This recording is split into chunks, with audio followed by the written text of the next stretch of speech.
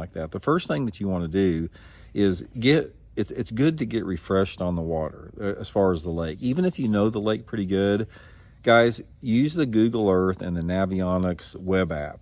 I'm like, how low tech I am, and this is something I can do. Just download Google Earth and download Navionics on your computer or your phone.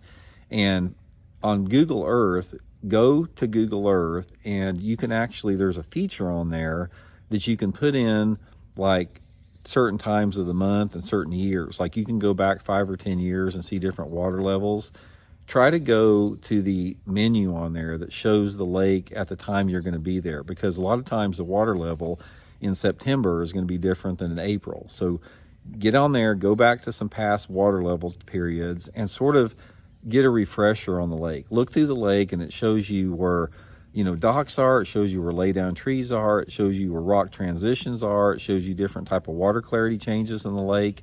It really gives you a good idea of how the lake lays out. And based upon the time of year you're going and the potential techniques that you're going to use in, it really allows you to identify the best place of the lake that you want to fish in, because it shows you all those things. So say, for example, if you're fishing in the wintertime, everybody knows that the lower end and the cleaner water is usually better in the wintertime. You can go into the Google Earth and you can sort of just focus on that lower end of the lake and try to find everything that's down there. And you can use that in correlation with the Navionics, because the Navionics app will show you the contour line. So let's say, for example, you're going fishing in January and you want to fish some clean water on the lower end of the lake, and you think the fish are going to be on main lake points, something like that. The combination of those two will show you like the contours and the angles of those points, so you can identify a steep point or a flat point or a medium sloping point. And you can do that with every structure on the lake. So that's the first thing. The next thing you need to do is Google the lake and try to get some updated fishing reports.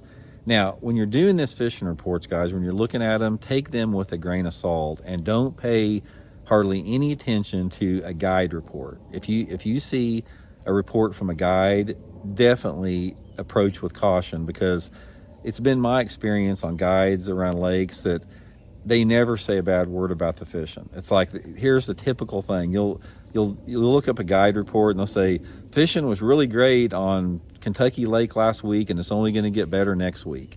And then 2 weeks from now, it's like, fishing was really great on Kentucky Lake, it's only going to get better next week. There's a lot of BS on a guide report. I'm not saying all of them, but I'm saying most of them. So the reports that I'm looking for are more of like just the dudes that have been fishing and say, hey man, I don't fish tournaments.